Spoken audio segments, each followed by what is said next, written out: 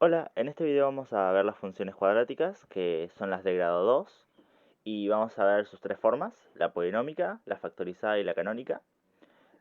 Primero vamos a hablar sobre la más básica, x al cuadrado. Vamos a dejar que se dibuje. Bueno, ahí la tenemos. La primera pregunta que uno se puede llegar a hacer es, ¿por qué tiene esta forma?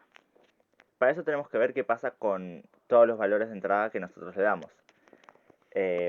Bueno, hay que ver la función, ¿no? Es x al cuadrado. O sea que a cada valor de entrada lo que hacemos es multiplicarlo por sí mismo.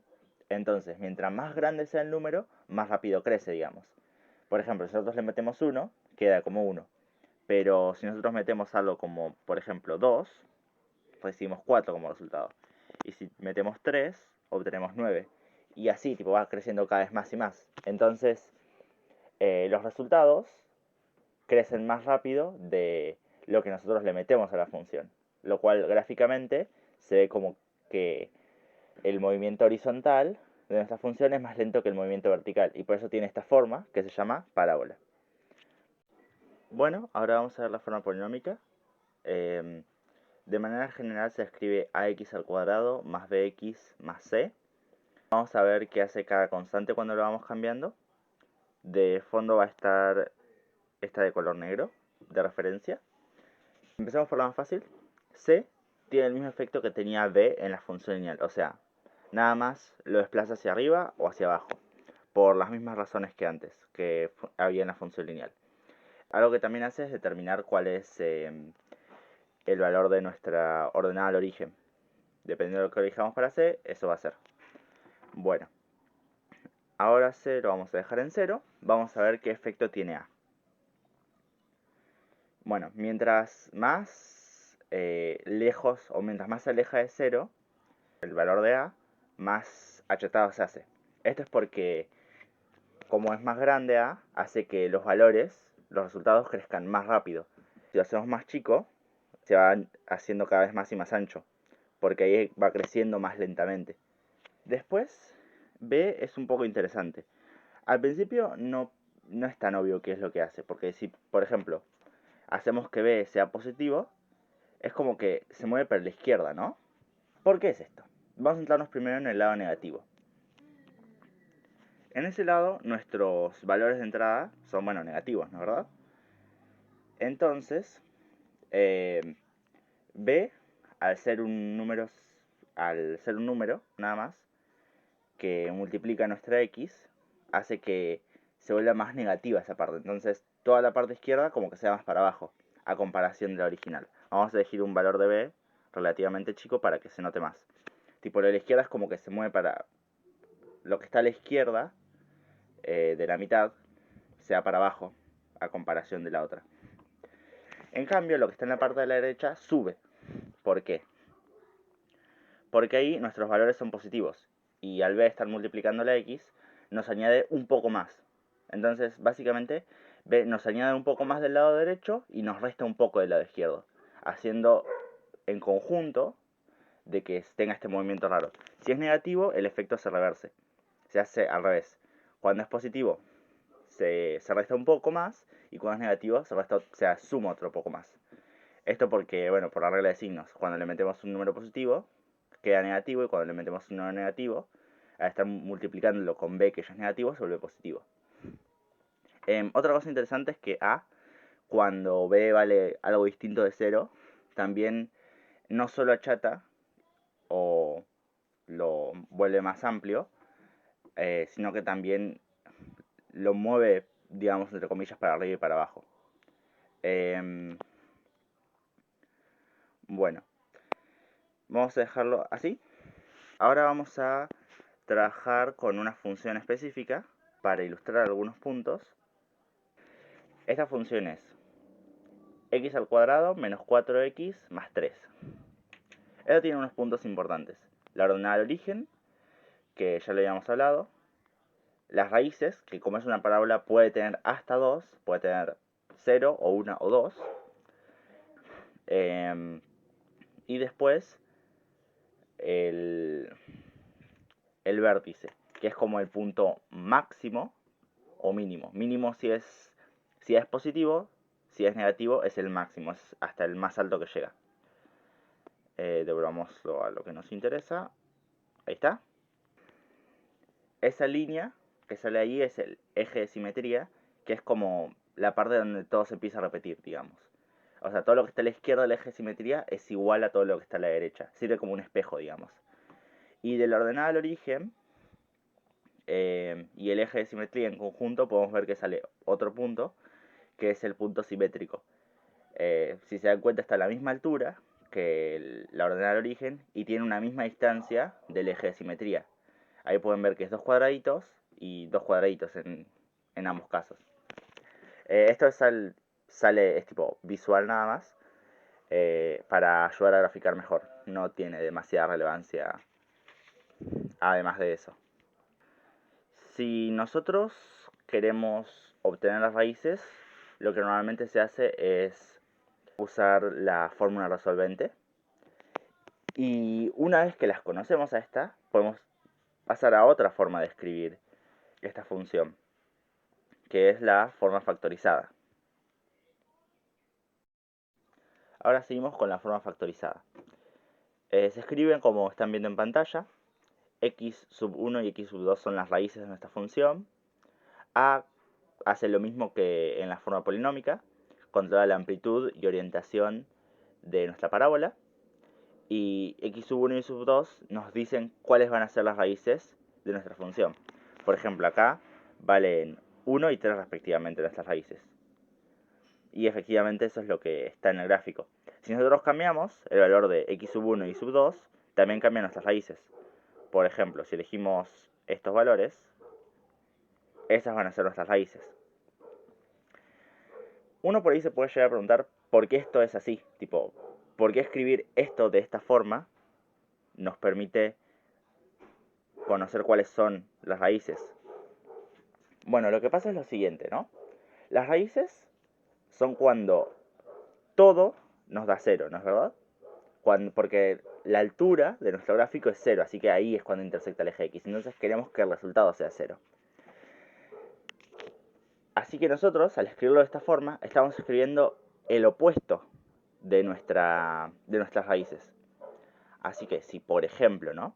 Nosotros nosotros elegimos como valor de entrada 1,5 en nuestra función, lo que va a pasar es que la altura va a ser 0. ¿Por qué? El segundo paréntesis tiene menos 1,5, o sea, el opuesto, ¿no? Así que cuando lo metamos ahí nos va a dar 1,5 menos 1,5, dándonos 0. Y como lo único que hay en esta forma son multiplicaciones, todo nos da 0. Y lo mismo pasa con x sub 1, y para cualquier valor que elijamos. Nosotros tenemos el opuesto de nuestra raíz, así que cuando elegimos como valor de entrada la raíz, o lo que debería ser nuestra raíz, el resultado va a ser 0. Entonces, al escribirlo de esta forma, nosotros aseguramos cuáles van a ser las raíces.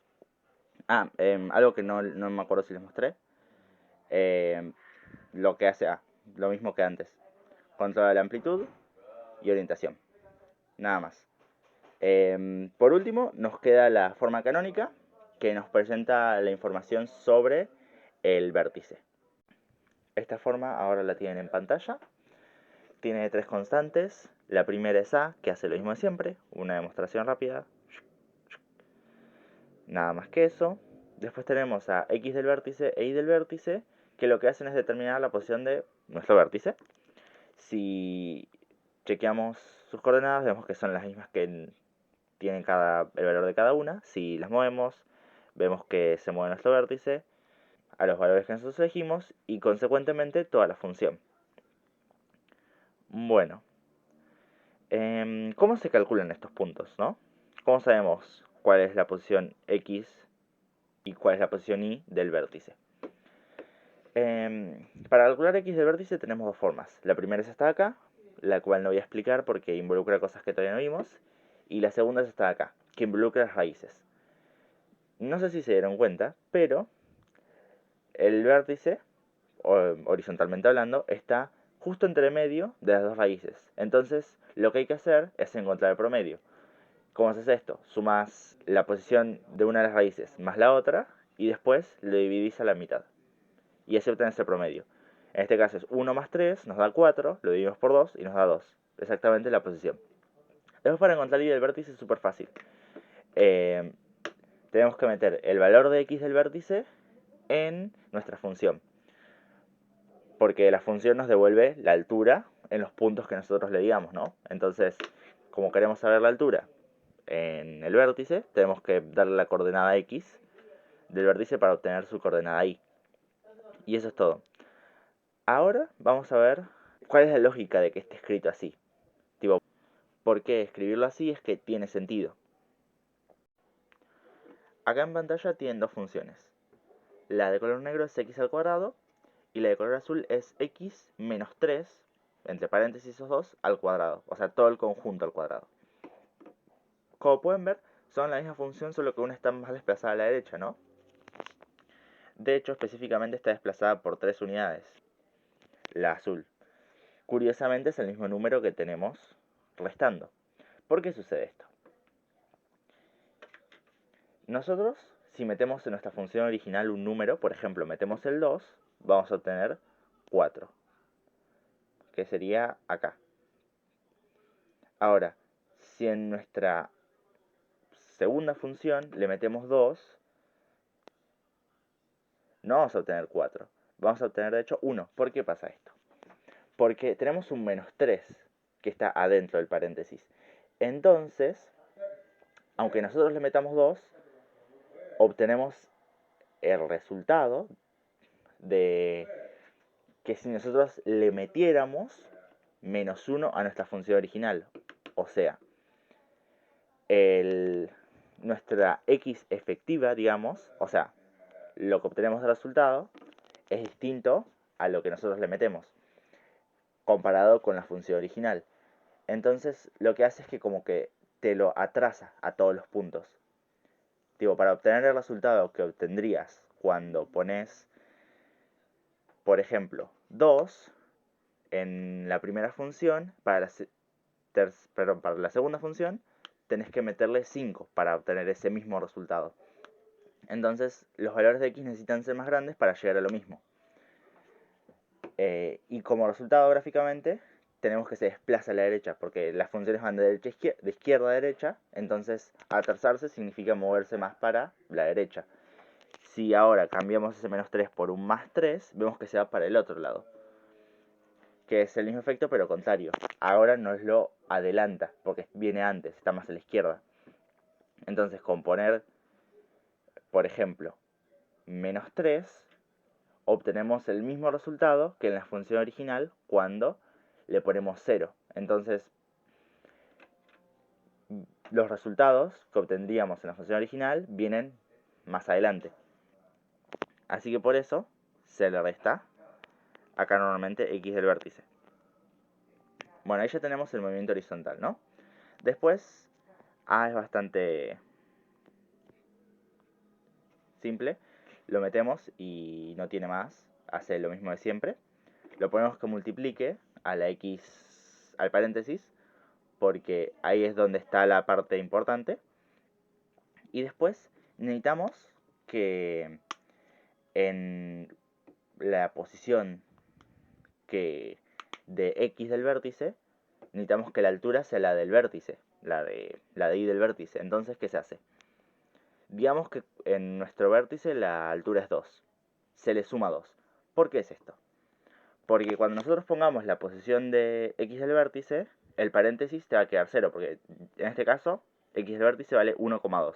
Si nosotros le metemos 1,2 a nuestra función, se va a cancelar, nos va a quedar 0 toda esa parte, y lo único que nos va a quedar va a ser y del vértice como resultado, que es la altura que nos interesa, la que queremos que sea la del vértice. Entonces, al escribirlo así, llegamos a la fórmula que ya conocemos, que es y del vértice, que es la canónica, perdón. Y por eso es que tiene sentido escribirlo así.